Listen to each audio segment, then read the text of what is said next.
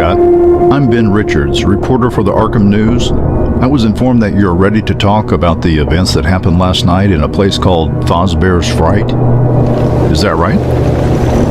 Yes, I am, though I'm not so sure that you'll believe me. Most likely when I finish my story, you'll think I've lost my mind and I should be locked in Arkham Asylum, but I don't care. One way or another, people should know the truth. Yet, before I start, give me your word that you'll print everything as I've told you, word by word, despite the fact that some details you may find weird and unrealistic. Of course, Miss Scott. You have my word.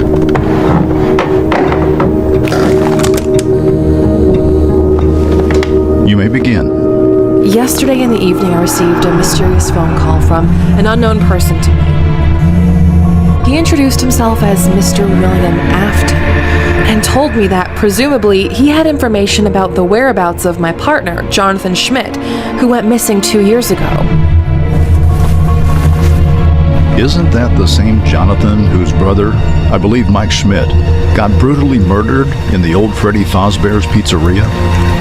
Yes, that's him. 2 years ago, his younger brother Mike started working as a night shift security guard in Freddy Fazbear's Pizzeria.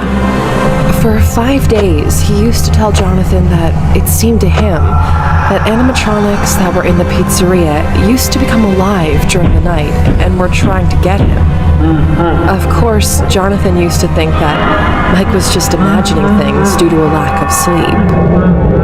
Yet, after the 5th night, a torn-apart body of Mike was discovered in the maintenance room. It seemed that someone, or something, was trying to put Mike inside of one of the animatronic suits, which didn't have proper space for a human body. As for the animatronics themselves, they were motionless, standing on the stage, all covered in Mike's blood. In the end, we did not manage to find any signs of someone breaking into the pizzeria. Neither were there found any malfunction signs in the animatronics. Only now I know the whole truth and what really happened that night. But soon, you shall understand everything yourself. After Mike's death, Jonathan became obsessed with the desire to find those who were responsible for this tragedy. Through days and nights, he was doing interrogations, checking archives, and gathering all possible information about Freddy Fazbear's Pizzeria.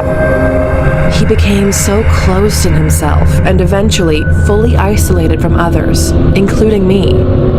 And then, one day, he just disappeared and was never seen again. And in that moment, when I already lost any hope of finding him,